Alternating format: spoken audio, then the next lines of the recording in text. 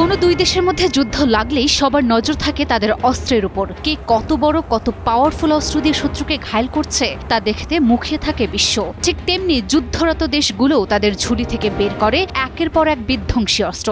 যেমনটি হয়েছে এবার ইরান ইসরায়েল যুদ্ধে। এই যুদ্ধে এক একদিন এক একটা অস্ত্রের নাম খবরের শিরোনাম হয়েছে।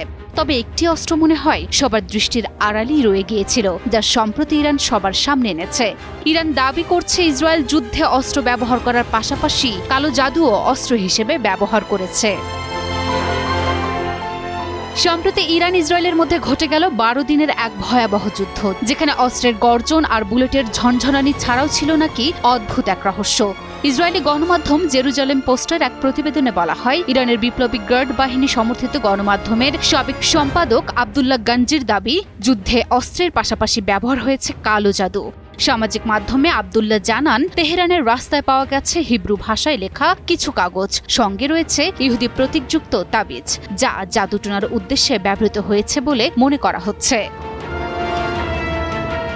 যুদ্ধের মাঝে এসব রহস্যময় উপাদান দেখে সন্দেহ করা হচ্ছে যুদ্ধের আড়ালে লুকিয়ে রয়েছে এক অদেখা যুদ্ধের গল্প। ইসরায়েলি প্রধানমন্ত্রী বেনিয়ামিন নেতানিয়াহুর সঙ্গে নিয়মিত নাকি গোপন বৈঠক করছে তান্ত্রিকদের এক গোপন সংঘ, এমন অভিযোগও তুলেছেন জাভানের সম্পাদক আব্দুল্লাহ গানজি। তার দাবি, যুদ্ধের এই গোপন কৌশলে রয়েছে এক অদেখা শক্তি, যা কৌশলগত পরিকল্পনার চেয়েও বেশি রহস্যময়।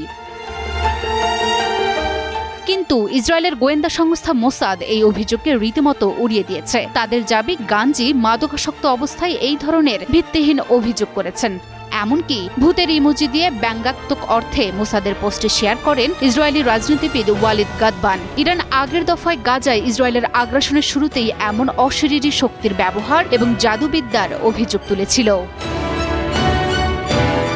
যুদ্ধের বাস্তবতা শুধু গোলা বারুদের সীমাবদ্ধ নয়, এবার সেই বাস্তবতা এসেছে রহস্যময় এক অধ্যায়, যেখানে অস্ত্রের পাশাপাশি লড়াই চলছে অদৃশ্য শক্তির বিরুদ্ধে।